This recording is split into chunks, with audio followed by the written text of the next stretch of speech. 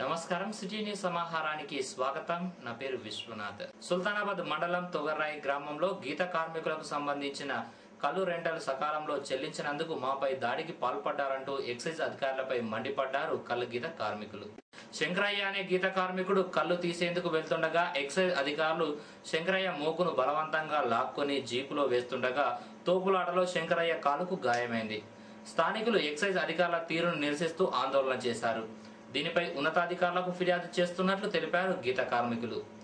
ఎక్సై లక్ష్మణాచారి మాట్లాడుతూ మోకును బలవంతంగా తీసుకోలేదు, అతనికి ఎలాంటి గాయం కాలేదన్నారు.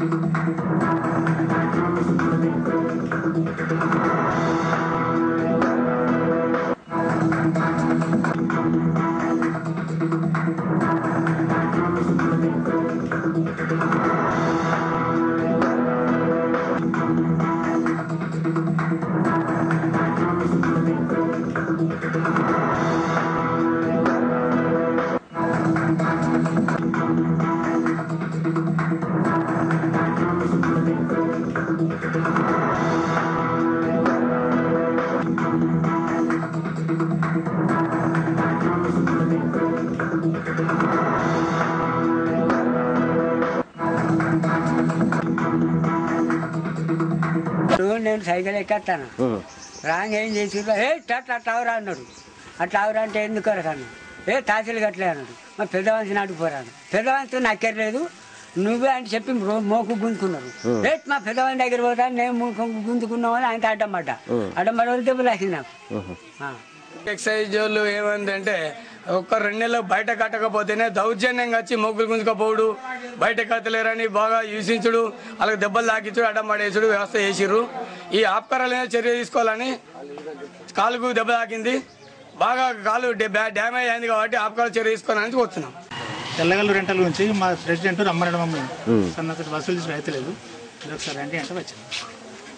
మోకులు ఉంటలే తెల్లగల మీద సైకిల్ వాళ్ళు కళ్ళు గీయడానికి పోతురు కదా, ఆగంటే అయిపోయినాం అంతే. కొట్టలేదు అవన్నీ వచ్చి మాటలే. చెట్టుకు మీదకి మోకేసుకుని కళ్ళు తీయడానికి పోతురు కదా, కోయటలను మామూలు ఆపినాం అంతే. కోయటలను ఆపినాం మామూలు, ఏది చెట్లు ఎక్కడానికి వనంలోకి కోయటలను ఆపుకుని అని ఆపినాం. మోకు తీసుకుని జీబులు తీయలేదు, జీబులు వేయలే, బట్టి ఆయనే మాట్లాడుకుంటుండు.